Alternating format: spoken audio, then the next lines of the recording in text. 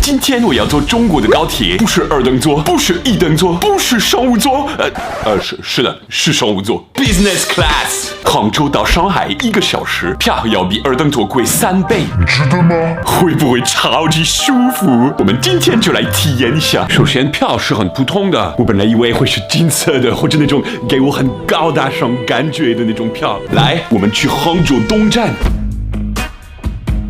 法国火车没有商务座，一般只有飞机也会有啊，所以这次体验真的很特别。我收到了短信，到火车站有个专用通道去商务舱的休息室。对呀，VIP 休息室。我要试一下用中国旅卡进去。不行，为什么？你用什么买的？啊，我用那个护照买。哦，那就是啊 ，OK。如果你用这个买票的话，你就用这个提单。失败了。商务舱火车区有饼干、糖果、薯片、饮料、咖啡。香槟有没有？没有香槟啊。yummy。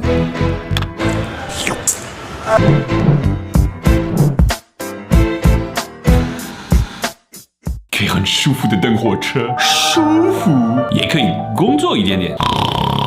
哎呦，这边的厕所比5星宾馆还要干净啊！车快到了，有服务员来找我。上车也不用排队，有一点点不好意思。商务舱是5个座位的小包间，我先坐后面的，后来改到前面的。哎呦，有很多位置，特别适合我这个1.9米法国人的长腿，可以完全躺平。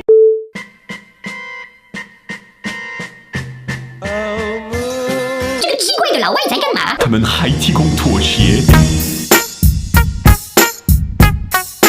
我当然会偷偷带回家。酷，还送了耳机，这个我也带回家。还有这个是啥呀？啊，眼罩。还有很多小零食。这个是什么？是鸡肉对吗？鸡肉。好的，来一份这个。哎呀，还提供免费的午餐，我当然要。拒绝免费的餐，我就不叫礼格。说实话，我不想拍马屁，但是这个饭的味道很不错，比很多航空公司好吃。吃饱了，还休息一会儿，舒服。快到了虹桥火车站，这是我今年过最快的1个小时。我下车以后查了网上，就发现了，其实左边扶手里本来就有一个电子屏幕。算了，下次试一下吧。你呢？你坐过中国高铁的商务舱吗？你可以评论一下。